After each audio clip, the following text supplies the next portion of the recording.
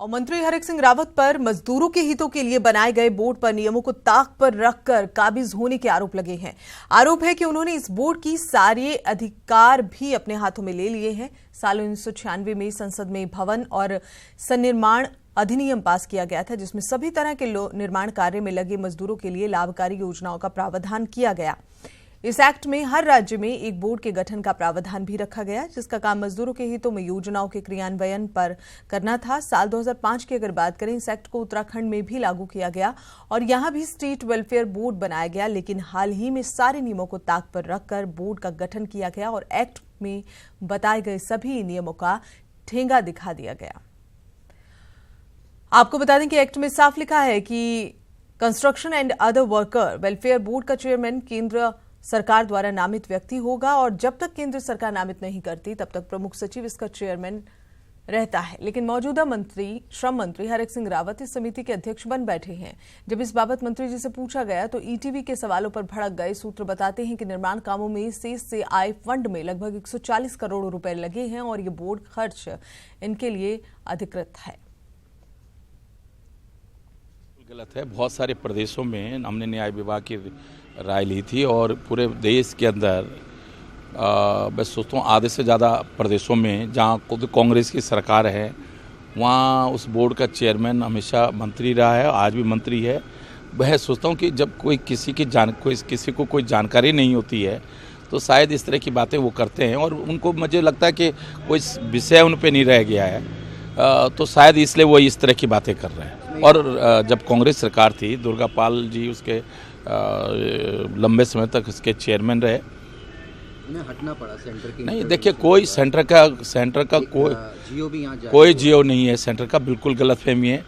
वो किशोर उपाध्याय, जिस तरह किशोर उपाध्याय को गलत जानकारी रहती है, इसी तरह गलत फहमी उनको जियो की। कोई जियो इस तरह का नहीं जारी हुआ है। पढ़ के सुना देते हैं तो पता चल जाता कि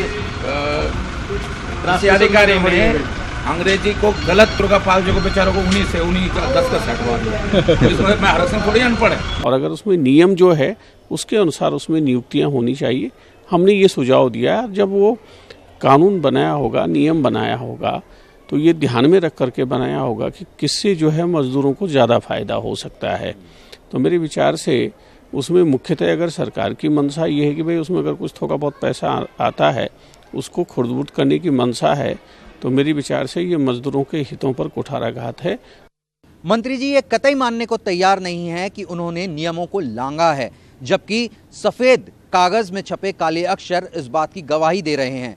ये आलम तब है जब पिछली सरकार में श्रम मंत्री को इन नियमों की वजह से अपने पद से इस्तीफा देना पड़ा था।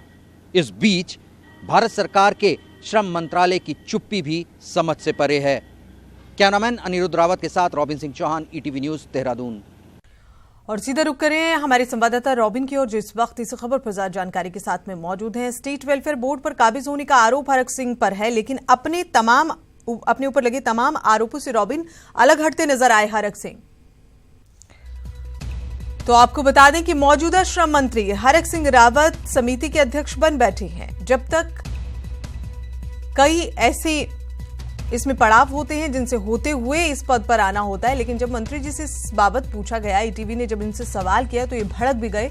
हालांकि सूत्र ये बताते हैं कि निर्माण कामों के जो सेस से आए फंड में लगभग 140 करोड़ रुपए हैं और ये बोर्ड इन खर्च को करने के लिए अधिकृत है।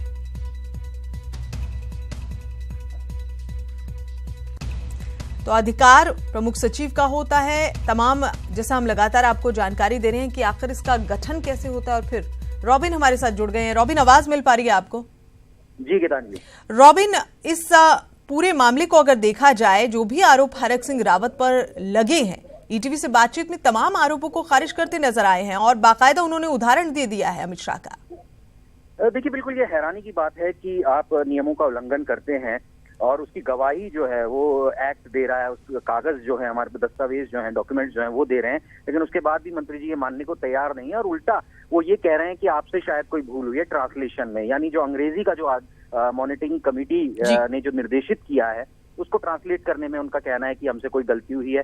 आप देखेंगे ये आलम तब है जब इससे पिछली सरकार, कांग्रेस सरकार में जो श्रम मंत्री रहे हरीश दुर्गापाल, उनको इन्हीं नियमों के तहत इस बोर्ड की अध्यक्षता का पद छोड़ना पड़ा था। उसके बाद एक बाकायदा जीओ जारी हुआ है जिसमें ये लिखा गया है कि श्रम मंत्री नहीं हो सकते हैं, बल्कि जो विभाग के जो प्रमुख सचिव हैं वो इसकी अध्यक्षता करेंगे। वो भी तब तक करेंगे जब तक कि केंद्र जो है अपना कोई नुमाइंदा यहाँ पर नहीं नामित करता है। तो ये एक बड़ा घालमेल है। और आपको मैं बता दूं कि इसका जो फंड है, इस बोर्ड का जो फंड है, वो लगभग 200 करोड़ के आसपास का है। अभी इस फंड में 140 करोड़ के आसपास पैसा है और ऐसा इलीगल बोर्ड को वो पूरी ताकत मिल गई है इस फंड को खर्च करने के लिए, जो कि जो मजदूर हैं उनके हितों के लिए खर्च किया जाना है। और जो बोर्ड के जो सदस्य मेंबर्स हैं उन पर भी, उनको भी जो नामित किया गया है, जो उनको रखा गया है, उस पर भी कई बड़े सवाल फिलहाल खड़े हो रहे हैं। और ऐसे में ये बोर्ड, इस बोर्ड की जो मीटिंग, लास्ट जो मीटिंग हुई है, उसमें जो सारी शक्तियां हैं, वित्तीय जो सारी पावर्स हैं, जो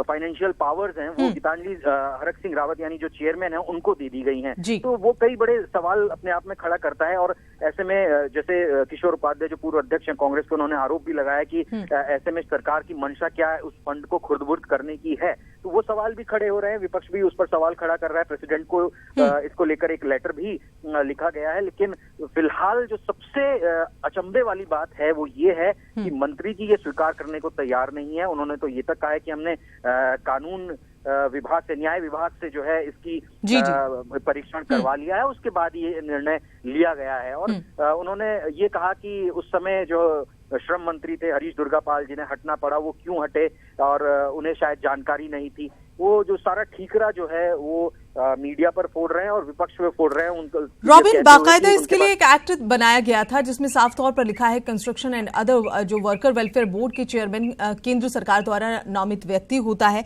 लेकिन इसमें केंद्र सरकार का कहीं से कहीं तक कोई लेना देना नहीं है। कोई इसी तरह का पत्र, कोई लेटर जो हरक सिंह दिखा पाए हो जिसमें ये साफ हो रहा हो कि केंद्र सरकार की अनुमति भी इसमें है? देखिए, बिल्कुल, इनफैक्ट मैं ये कहूंगा जब ये 1995 में ये जब एक्ट केंद्र सरकार की तरफ से बनाया गया था, तो उसके बाद इस पर बड़ा लचर व्यवहार जो है केंद्र सरकार का भी रहा उस दौरान और राज्य सरकारों का भी रहा।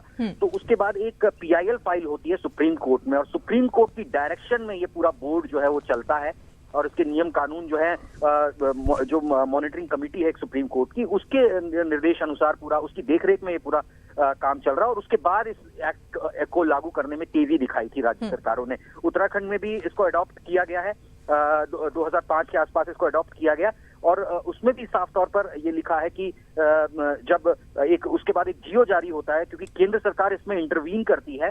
जब हरीश दुर्गापाल इसके चेयरमैन बनते हैं तो जो श्रम मंत्रालय है भारत सरकार का, वो एक मॉनिटरिंग कमेटी की बैठक में ये इंगित करता है कि सिर्फ और सिर्फ केंद्र सरकार के द्वारा नामित व्यक्ति ही इसका अध्यक्ष हो सकता है। दूसरी बात यह है कि जब तक केंद्र सरकार किसी व्यक्ति को नामित नहीं करती है तो वहां पर जो है विभाग का जो प्रमुख सचिव है वो अध्यक्षता उसकी करेगा। बिल्कुल, लेकिन इन तमाम बातों को, जो भी एक्ट बनाया गया था, जो भी इसमें जो टेक्निक्स का इस्तेमाल किया गया है, उसको देखते हुए लगता है कि हरक सिंह रावत शायद अब इन तमाम आरोपों को तो खारिज कर ही रहे हैं, लेकिन जो नियम है उनको भी ताक पर रख दिया है। बहरहाल बहुत बहुत शुक्रिया रॉबिन इस पूरी जानकारी के लिए।